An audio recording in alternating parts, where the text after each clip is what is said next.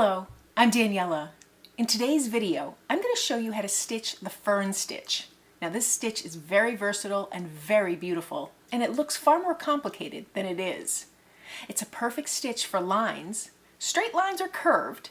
Anything wobbly is actually very perfect for this fern stitch, and I think that's why it was named the Fern Stitch, because the ferns actually have that beautiful bend and curve to them.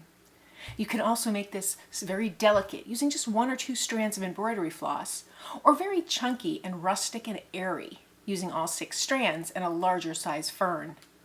Not only does it make beautiful lines, but it makes a gorgeous circle, both closed and open, so there's lots of versatility to this stitch, and there's a basic formula that makes it very simple to complete.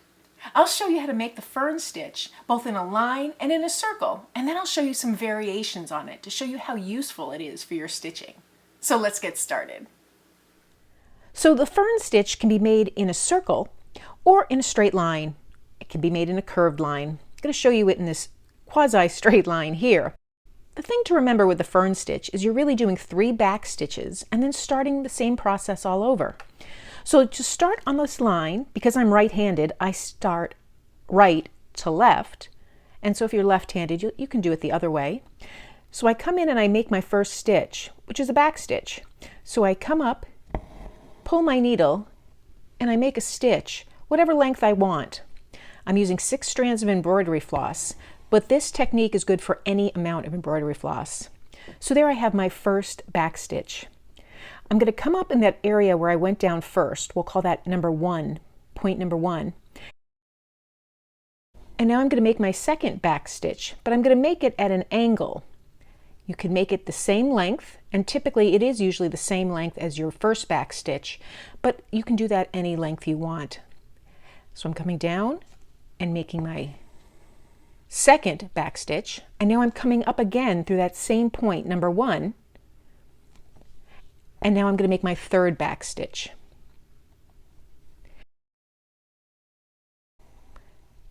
Now when I come up again, I'm not going to come up in point number 1, I'm going to start a whole new process. So now this will be point number 2.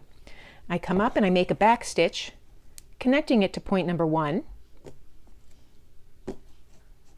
Then I come back in, come up at point number 2, and I continue to make my back stitches. So I have my first back stitch for point number 2. I'll start my second one, and it's parallel to this line. I come up in point number 2 again, create my stitch to the outside, and now I'll start point number 3. And I'll speed this along just to finish this line, showing you the new stitches, the 3 back stitches, and where I start the next stitch.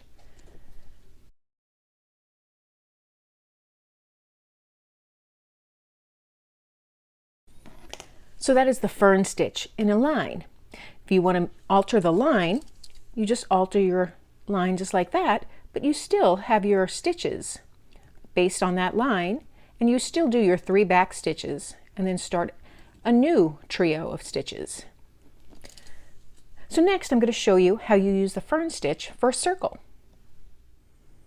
So now to stitch the fern stitch for the circle, you're still going to use your 3 back stitches. You're just going to make that circle eventually meet up. So I'll start with my first stitch, which is a back stitch. You can start at any point on the circle. So I stitch my back stitch, and then I come up through that first point again. Now because it's a circle, I like to have my stitches a little bit smaller. I think it makes a neater circle. So I come up through the first area that I stitched, and then I'm going to stitch to one side, come up that center area again for my third back stitch, and make a stitch to the side again. And then when I come up now, I'm going to jump forward to a new spot, and now I start my 3 back stitches this way. So I stitch once to connect the stitches, come up to that point again, make a back stitch out, come up through that point again for my last back stitch, Now you might find that depending on the size circle, you need to make your stitches that are on the inside of the circle just a little bit smaller than the ones on the outside. I'm going to come up to my next point and do it again. And I'll speed this along so you can see how this comes together. Again, it's the same procedure. I make my 3 back stitches, all emanating from that same point. And then when that last stitch is done, I create a new starting point. Now typically this fern stitch is done with all of the back stitches, each 3 for each section, the same size, and you try and get the same angle. But you can alter that to suit your taste and your needs. The beauty of this fern stitch is you can make it look like a fern moving in the breeze, and you can get a lot of movement here. This is a beautiful technique for stitching circles or even just curves. You can leave the stitch just as it is here, where you just see a little bit of that curve. It produces a very organic looking result. And the fewer strands you use of embroidery floss, the more delicate your work will look.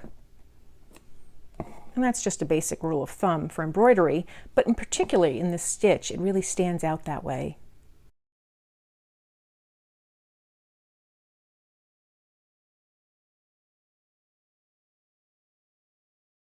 And then when you come to your final stitch, if there's a little gap here, you can throw in an additional stitch to the side or back stitch. You decide what works for you.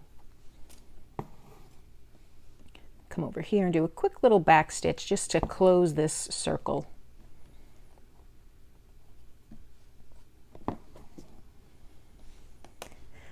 And that's how you use the fern stitch for a circle. Now I want to show you some variations.